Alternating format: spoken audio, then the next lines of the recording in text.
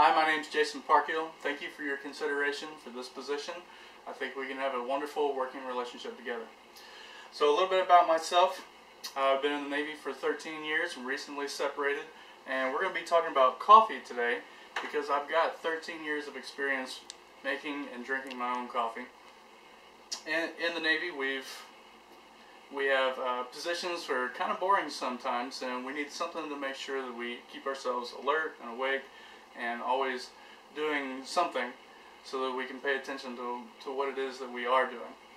So, to begin, what we're going to do is we're going to make sure that we have all of our implements. We've got our coffee pot, we've got our grinder, we've got our coffee, our cup, our sugar, and whatever else that we're going to put into our coffee. So to get started, we take our pot and we start the water. Now, for efficiency's sake, while the water is filling up in the pot, take our coffee grounds out that we left in there from the night before, and we dispose of those in our disposal pot. And by about that time, our water is already ready. Now, I keep my extended coffee grounds in a separate spot because my wife really likes them. They do really well in her flower garden. So, then we have our filter, and we put it into the basket, and now we're ready for our grounds. Now, we use a whole bean grinder, and I've pre-ground these because the grinder is pretty loud and it's kind of annoying on a video. So, just to show you, the grinder has a max fill line. I try to keep it below that line. If I get above that line, then I'm going to have to grind it a couple more times just to make sure all the beans actually do get ground. So, we take it out of the grinder, and we pour the entire contents into the basket. Now, this is a point of flavor. You have to know exactly your coffee pot. No coffee pot in the world is exactly the same. You have to know exactly how it is that you like your coffee and how your pot brews it. So I know that the max fill line is exactly how much grounds that I want in my coffee. You might not like as much grounds. You're going to have to play with your coffee pot, keep brewing and brewing until you find that perfect cup.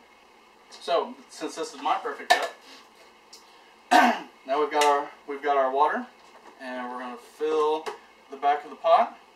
Now, I know that this decanter is actually a slow pour decanter. So if I pour slowly, I don't get any water on the counter. But if I start to pour faster, as such, I'm going to get a lot of water on the counter, and you don't want to have a big mess. That's why I have the nice little towel right here to catch any of the water. So now we have water in our pot. We have grounds. We have the pot in. So we're going to close the lid and turn the pot on. Now you want to make sure that before you actually hit the on-off switch, that you close the lid.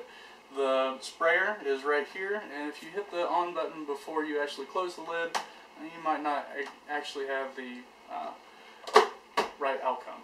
So, close the lid, and we turn the pot on.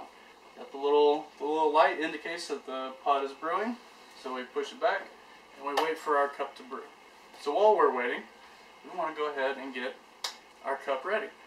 Now this is my favorite cup. You might have a favorite cup of your own. This one feels like an old friend to me. I've had this cup for almost 8 years now. I've spent some time away and didn't have my cup. Every time I come back to my cup, it feels like I'm coming back to my old friend again. So, now the way I prepare my cup, I like a little bit of sugar in my coffee. So, and I know that my perfect cup of coffee is I pour for about 2 seconds, and I know that there's just a little bit of a small amount of sugar in the bottom of it, and I know that's the right amount.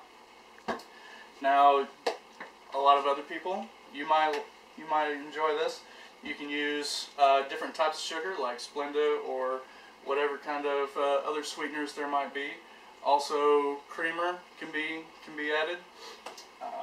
It's all in what you enjoy for your own cup.